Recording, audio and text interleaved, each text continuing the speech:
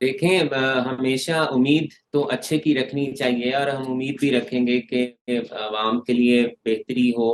हमने अपने तमाम प्रपोजल्स मिनिस्ट्रीज को भेजे हैं, साहब डार साहब से भी हमने बात की है, लेकिन इशू ये है कि मुल्क इस वक्त जिन हालात से गुजर रहा है वो अच्छे नहीं है। हमारी डिवेल्युएशन बहुत ज्यादा हो चुकी है, इंटरेस्ट रेट हमारा बहुत बढ़ चुका है, हमारा आपके जो जो सारे इश्यूज हैं वो डिवेल्युएशन की वजह से हैं। तो हमें ये बहुत जरूरी है कि हमें अपने रुपये को स्ट्रांग करना होगा।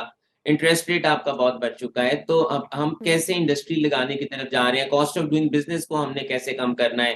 हम्म। हम चाह रहे हैं कि फैसिलिटीज दी जाएं, लेकिन अब अगले साल के लिए टारगेट भी जो टैक्स का है वो ज्यादा रखा जा रहा है। पिछले साल का टारगेट अभी पूरा नहीं हुआ, तो अब आईएमएफ से हमारा रिव्यू होने नहीं जा रहा, हम्म। कॉस्ट कटिंग की तरफ शायद हम उस तरह से आ नहीं रहे। तो अभी हमें बहुत मिलकर स्टेट को भी और अवाम को भी मेरा ख्याल है काम हम्म। करना होगा। और स्टेट को अगर इनकम के हमारे रिसोर्सेज नहीं बनते तो स्टेट को अपने एक्सपेंडिचर्स को कम करना होगा। जो सब्सिडीज दी जा रही हैं, अगर हम स्टेट 6 महीने के लिए अगर इमरजेंसी भी अनाउंस कर देती है, चूंकि हमने ट्रेड डेफिसिट को कम करना है, हमने अपनी कॉस्ट को कम करना है, इम्पोर्ट बिल को कम करना है, जो हम अगर हम और आईएमएफ क्या कहता हम्म। है, आईएमएफ तो ये कहता है कि अगर आपकी किटी में पैसे नहीं हैं तो आप वो अपनी सब्सिडीज ना दें आवाम को, आप उतने हम्म। पैसे दें जितनी आपकी किटी के अंदर है, आप डॉक्यूमेंटेशन करें, आप टैक्स बेस हम्म। को बढ़ाएं। वो गवर्नमेंट को ये कहता है आपके पास नहीं है पैसे तो आपने जो एक्सपेंडिचर्स अपने कर रहे हैं उसको कम करें। तो हम्म। देखें, हमें हमें अगर हमारे पास किटी में पैसे नहीं है तो हम बार बार यही कह रहे हैं कि हमें रुपी को स्ट्रांग करना है, हम्म। क्योंकि हम इंपोर्ट बेस्ड कंट्री हैं, हम एक्सपोर्ट बेस्ड कंट्री नहीं बिल्कुल, है कि हम रुपए को अपनी। मुस्तहकम करने की ज़रूरत है। अगर रुपया मुस्तहकम होगा तो यकीनन जो इंटरेस्ट रेट है वो भी स्टेबल हो सकता है। इस पे बात करें कि हम हमारे साथ अतीक मीर साहब भी मौजूद हैं जो कि chairman all Karachi traders association hmm. है। मीर साहब, ताजिर बरादरी को क्या उम्मीदें हैं आने वाले बजट से, और जो सजेशंस दी गई हैं क्या लगता है उन पर कुछ अमल दरामद हो पाएगा, शामिल की जाएंगी इसमें? देखिए, अगर हम मौजूदा मुश्किलात को देखें तो फिर तो सिवाय इसके कि दिल बैठता है कि डॉलर कहाँ पहुंचा हुआ है, महसूलात जो पिछले गुज़िश्ता अहदाफ थे कोई भी पूरा ना हुआ। इसी तरह इस बजट में तारीख का सबसे बुलंद सूद की रकम है हम्म। जो तमाम दीगर अखराजात से ज्यादा है। 6,000 अरब वो खसारा बता रहे हैं। 9,200 का पहाड़ जैसा हदफ है जो अचीव नहीं हो सकेगा। हम्म। तो दूसरी तरफ हमारे गुज़िश्ता जितने भी बजट्स थे उसमें आईएमएफ की से कर्ज हासिल करके उसको सहारा दिया गया। यानी यूँ समझ लें कि उसी से पैसे उसको हमने अपनी तमाम तर महसूलात आईएमएफ को अदा किए और उससे हमने फिर कर्जा लिया और उस कर्ज से मुल्क चलाया और फिर हमने सूद अदा किया। तो एक तरफ तसलसल के साथ हम पर कर्ज भी बढ़ रहा है, दूसरी तरफ सूद का पहाड़ वो बहुत ज्यादा है। अब पिछले जितने भी बजट से 40% से कम कुल बजट का हम सूद की मद में अदा करते थे। इस मर्तबा 100% हमने सूद में देना है। तो मैं ये समझता हूँ कि इन तमाम चीजों को देखकर तो एक आमियाना सी मिसाल ये है कि जेब में तो मेरी मूंगफली के भी पैसे नहीं है और मैं अब लोगों को पिज्जा के ख्वाब दिखाऊं तो ये एक धोखा है, ये ठीक। एक ये समझे कि गलत बात है। तो इसलिए ये एक पुरफरेब आदाद और शुमार का पलंदा।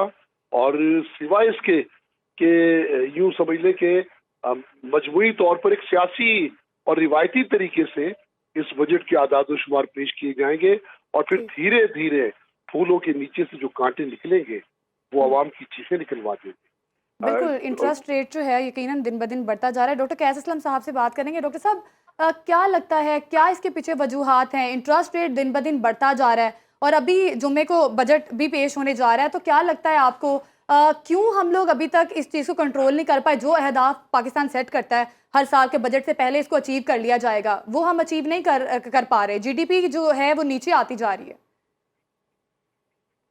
ये है कि पहली तो ये पता होना चाहिए कि आपकी गवर्नमेंट और आपके पॉलिसी मेकर्स और आपके पॉलिसी इन्फोर्सर्स जो हैं वो इनएफिशिएंट हैं और इनमें से बहुत सारे करप्ट भी हैं। और ये करप्शन और इनएफिशिएंसी जो है, नालायकियां जो हैं, वो इकोनॉमिक कॉस्ट में शामिल होती हैं। बात यह है कि जब आप मुल्क के बच्चों को कोई प्रोडक्टिव तालीम ही नहीं देंगे, मुल्क की ज़मीन को प्रोडक्टिव नहीं करेंगे, मशीनें इंपोर्ट करेंगे, बिजली इंपोर्टेड तेल से बनाएंगे, तो ये सारी इनएफिशिएंसीज हैं। और क्योंकि टैक्स पेयर के पैसे से ये इनकी ऐश जारी है, तो ये टैक्स पेयर पे तो बोझ डालते रहते हैं, मगर और फिर कर्जा लेते हैं, और कर्जे को वापस करने के लिए कर्जा लेते हैं। तो हर दफ़ा जब आप डिफ़ॉल्ट की तरफ जाते हैं तो आपको नेगोशिएट करना पड़ता है, और वो आपको थोड़ी सी और मराहतें दे के इंटरेस्ट रेट बढ़ा देते हैं, जिससे बोझ फिर आपने डॉलर को जब खुली छुट्टी दे दी स्पेकुलेटर्स को, तो जैसे जैसे डॉलर बढ़ेगा उतना उतना ही आपका कर्जा रुपयों में ज़्यादा होता जाएगा। सो ये ना हमें कोई इकोनॉमिक पॉलिसी नज़र आती है, ना हमें कोई सोशल पॉलिसी नज़र आती है, ना हमें कोई इंडस्ट्रियल पॉलिसी नज़र आती है या एग्रीकल्चरल और पॉलिसी डॉक्टर साहब, नज़र यही आती वजह है है। शायद, ये पॉलिसी ना होने की वजह है कि आज मुल्क की मौशी सूरत हाल इंतहाई मुश्किलात का शिकार है। आशिफ अनवर साहब, 2022-23 से जो है वो पाकिस्तानी मईशत के लिए इंतहाई मुश्किलात का साल रहा। अभी आप बात करते हैं एक्सपेंडिचर्स की। जो भी गवर्नमेंट आती है वो दावे तो ये करती है और बाकायदा तौर पर एक प्लान भी सामने लेकर आती है कि किस तरह से अखराजात को कम करना है, एक्सपेंडिचर्स को कम करना है, लेकिन अनफॉर्चुनेटली उस तरह से अमल हो नहीं पाता, या जो इकदाम उठाए जाते हैं वो कारगर साबित नहीं होते हैं। इसके पीछे क्या वजूहात आप देखते हैं? देखिए, इसके पीछे जो सबसे बड़ी वजह है कि हमने जो कर्जे लिए हुए हैं वो हमने किसी प्रोडक्टिव जगह पे नहीं लगाया, और जो पिछली गवर्नमेंट्स ने जो कर्जे लिए उन्होंने ऐसी जगहों पे लगाए जो खुद जनरेट नहीं कर सकते अपनी इनकम। मैं इस बात के खिलाफ नहीं हूँ कि मोटरवेज नहीं होनी चाहिए, या आपके अंडरपासेस नहीं होने चाहिए, या मेट्रोज नहीं होने चाहिए। They are very important for the nation. पर बात यह है कि हमने वाटर रिजर्वॉयर्स पे कोई पैसे लगाए हैं, क्या हमने डैम्स पे पैसे लगाए हैं, क्या हमने कोई अपने इंडस्ट्रियल जोन्स पे पैसे लगाए हैं? देखिए, कारोबार भी बैंक से पैसे लेते हैं, और पैसे लेकर वो उस जगह पे लगाते हैं जहां से वो अपने एक्सपेंडिचर को खुद मीट करते हैं। लेकिन हम क्या करते हैं कि हमने जब कर्जा ले लिया है तो हम उस कर्जे के सूद को अदा करने के लिए और कर्जा ले लेते हैं।